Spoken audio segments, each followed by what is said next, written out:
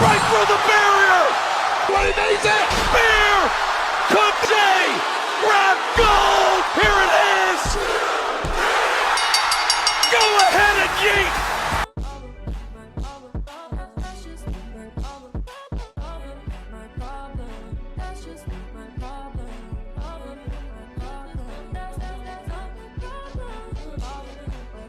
Hey, what's going on, YouTube land? It's your boy TJ, and welcome to my YouTube channel, Wrestling Nostalgia, where I get my reviews in WWE shows and PLE events. And today, we are going to be reviewing Raw. But before I get into my review of Raw, just go ahead and give that thumbs up, a like, helps push my videos through the algorithm. Without further ado, let's get into my review of Raw. So we kick off Raw with Liv Morgan and Dominic Mysterio, and they come out, and Liv says, oh, you know, what we did was just a victory lap. And I said, pause, victory lap for what? Like, y'all just lost last week, or should I say Dominic Mysterio just lost last week to Damian Priest. What are y'all victory lapping for? But anyways, she says that, and if you need any more proof who running Monday Night Raw, it's the Judgment Day. But let's go ahead and take a look at what happened last week.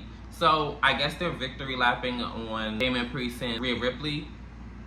I guess. So hey, whatever. So she gets on the mic and she said, I told you, Rhea, that I was going to take everything from you. I took the Judgment Day. I took your women's world title. And I took your precious, the most gorgeous man in the locker room, Dominic Mysterio. And then she's all like, all googly eyed over him. So this is when Rhea Ripley comes out. Rhea Ripley comes out and she says that, Liv, don't bother trying to run because, I mean, you can't attack me from behind, being as though I'm in front right now. And she says that basically in our Women's World Championship match, Dominic Mysterio is going to be right where he belongs, and that's behind bars. Basically, in Liv and Rhea's World Women's Championship match, he's going to be in a shark cage. So he's going to be dangling around while the match is going on. Haven't seen one of those matches in years, probably since...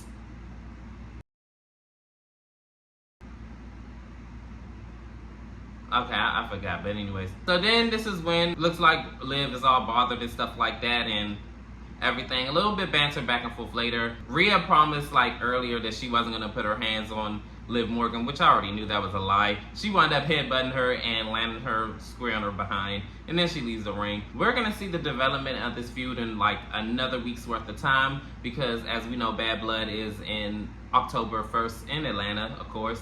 And yeah, we're gonna see what's gonna happen between these ladies. But not gonna lie, this feud kind of got a little bit convoluted because it's like who can freak on Dominic Mysterio the best and stuff, and it's not even really about Liv's revenge anymore or whatever. It's involving Dom a little bit too much, and I'm kind of lost my interest in this. But we're gonna see what's gonna happen in the actual match itself.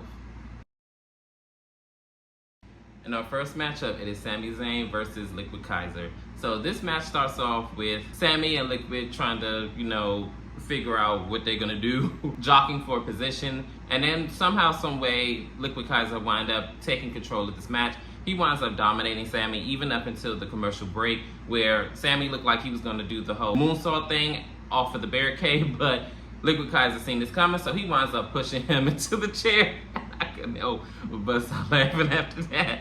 So then, after the commercial break, Liquid Kaiser is still like dominating the match, and he's just beating up on Sami. Sami winds up doing a sunset flip powerbomb off of the ropes.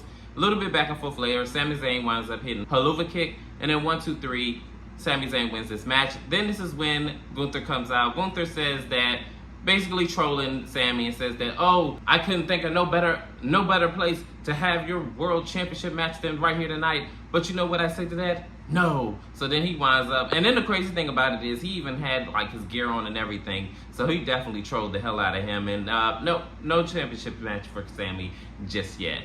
But I have a good feeling and a good hunch they somehow get an opportunity at the world championship. Guarantee you. And this next matchup is Dragon Lee versus Carlito. And it starts off already chaotic. Dragon Lee is already coming out the gate swinging, and he's beating up on Carlito, and then he even got him outside the ring. Dragon Lee winds up diving outside the ring, and then from there, they kind of go back and forth. Crazy thing about this match is they made it seem like Rey Mysterio was like not here because, mind you, LWO and the Judgment Day like members are outside of the ring, so they wind up beating up on LWO. The Judgment Day does, and they all like, yeah, Carlito, you go get him, man. And having this whole frat boy moment between each other. So then Rey Mysterio winds up coming out of the crowd and beating up on the Judgment Day. A little bit back and forth later, Carlito winds up getting hit with Dragon Lee's finisher. I forgot what it's called, but 1, 2, 3, Dragon Lee winds up winning over Carlito. And what a downfall from grace for Carlito. Carlito was probably one of the most prominent members of WWE as far as the mid-card division for years. What, almost 20 years ago? Almost 20 years ago. And now he's just like a blip on the radar. I can't even see him winning World Championship gold in this day and age. It would have to be some serious changes within his character or like his booking for him to even be considered even a challenger at this point, because wow, what a waste. In our next matchup, we have The Miz versus Bronson Reed. Why The Miz wants to keep doing this to himself is beyond me, but hey, it is what it is. So they make their entrance, and the match doesn't even happen because Braun Strowman comes out of nowhere and starts beating up on Bronson Reed. I'm gonna just go ahead and cut this short. The match doesn't happen. Braun Strowman and Bronson Reed just wind up just beating up on each other until the security guards come, and the security, of course, with these big brawlicky men, cannot hold them back. They're still like trying to go at it back and forth. Long story short, Braun Strowman tries to get up onto the top rope, and he tries to dive out on the security and Bronson Reed. But Bronson Reed seen it come. He said, "Oh, no, you ain't gonna dive out on me, baby. That's too much, man." And this is where the segment ends. I'm gonna be honest.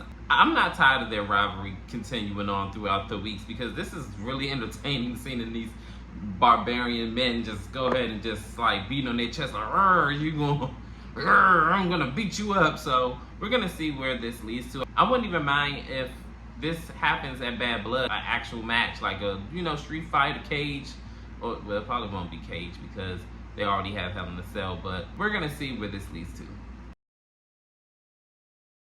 In this next segment, it is Drew McIntyre, and he talks about his match with CM Punk in a Hell in a Cell. And Drew McIntyre says how his family members and his wife collectively, including CM Punk's family members and wife, have said that they don't want them in this Hell in a Cell match, and that it's going to take a toll on the body, and how Drew McIntyre isn't like keen on getting in this Hell in a Cell match either. But he said it's going to happen, and it's so funny how CM Punk says that he, bodies himself as the devil because it's have been good and evil, but you're not immortal, you're just a man, and you're going to be a man that I break in Hell in a Cell. So this is where the segment ends. We're going to see what's going to happen between CM Punk and Drew McIntyre. I'm ready to see what they're going to formulate inside the Hell in a Cell at Bad Blood, and yeah, I'm ready to see it happen. In this next segment, it is Jade and Bianca, and they basically are approaching Damage Control, which is Io Sky and Kairi Sane. And basically, Bianca tells Io that, hey, you know what I'm saying, I ain't come for all that. I just wanted to say that we had a match of the ages and that you did your thing, but, don't get too comfortable with it because that's not going to happen again. You caught me slipping, but you best believe these tag team titles are going to stay on us. So this is when Io Sky said, it's not going to be just me coming for you the next time. It's going to be me and Kairi Sane coming for those tag team titles. So this is when Jay says, oh no, baby, one thing about us, we stand on business, and you're not going to get anything. I was like, or something to that effect. So Io Sky and Kairi Sane wind up going out to their match with the Unholy Union. In this next matchup, it is Io Sky and Kairi Sane versus the Unholy Union. So in the beginning of this match, the Unholy Union had the advantage, and they're just, beating up on Kairi Sane or Io Sky, I forgot who it was.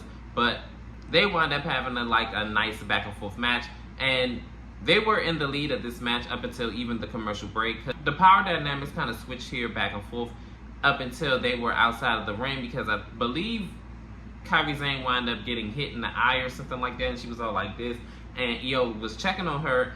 And then this is when the Unholy Union wound up beating up on Damage Control. And then after the commercial break, they wound up still trying to fight up. Kairi Sane wound up tagging in Io Sky. She runs wild and everything like that. Push come to sub. Towards the end of the match, Kairi Sane wound up hitting the over the moonsault, and 1, 2, 3. Kairi Sane and Io Sky wound up beating the Unholy Union. So we're gonna see if this leads to a tag team match for the women's tag team titles at Bad Blood. Hopefully so, and not just on Raw.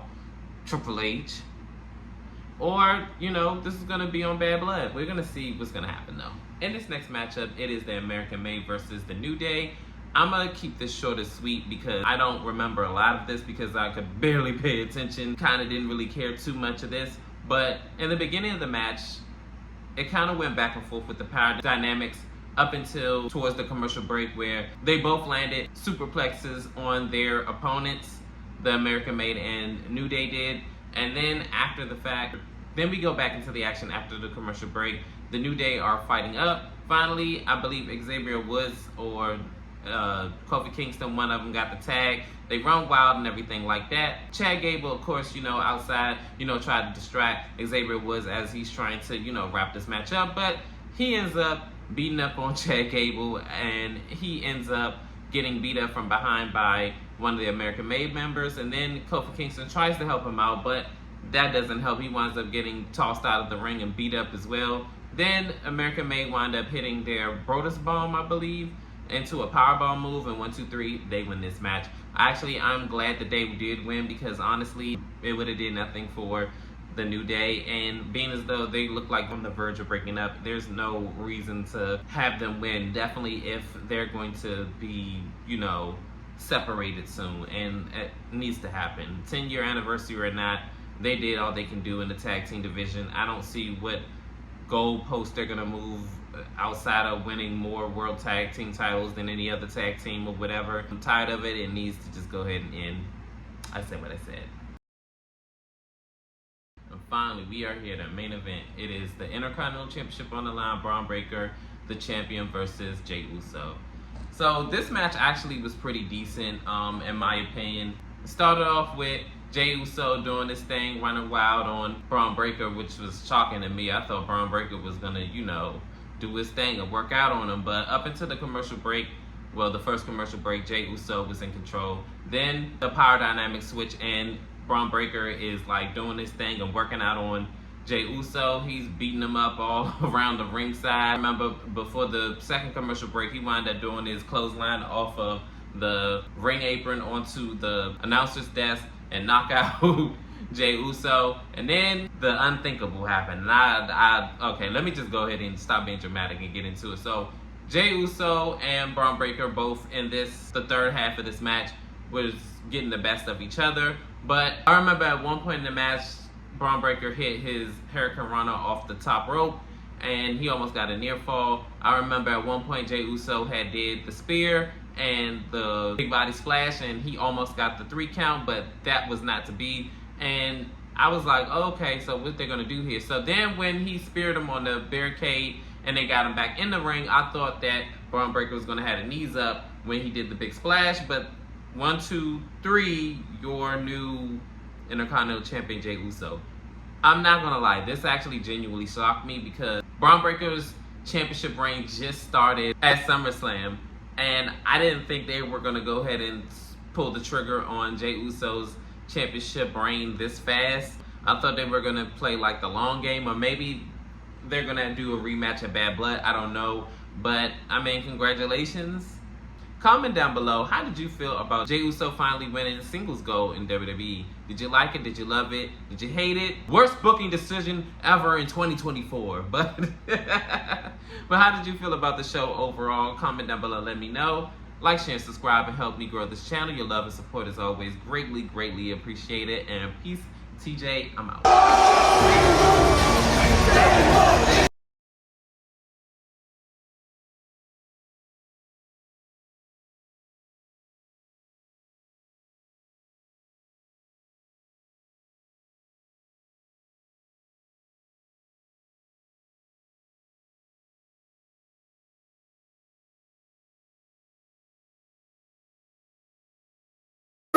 You so